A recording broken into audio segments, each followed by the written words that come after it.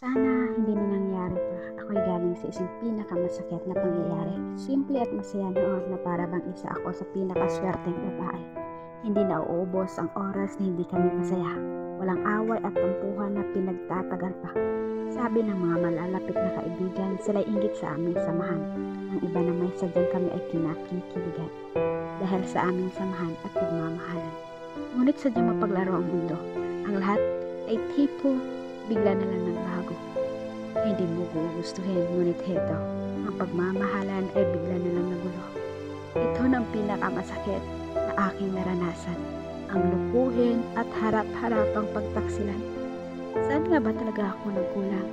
Dahil tila ang alam ko'y pagmamahal ko'y di mo matutumbasan. Napakasakit ng aking nararamdaman. Gumuho ang mundo, sadyang napaglarawan. Hindi ko akalaing ito yan aking maranasan, na wala akong alam na ginawa kong kasalanan. Saan ako nagkulang o sadyang hindi kontento? Lahat ba ng ginawa ko ay hindi pa sapat para sa'yo?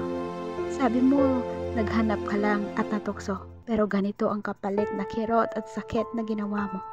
Tinanggap ko ang lahat ng ito'y nangyari na. Tiwala at pagmamahal ay nabawasan na. Nasira na din ang respeto sa isa't isa. Kaya paano? Paano na ngayon? Kaya ko pa ba? Ang lahat na ito'y sana hindi na nangyari pa.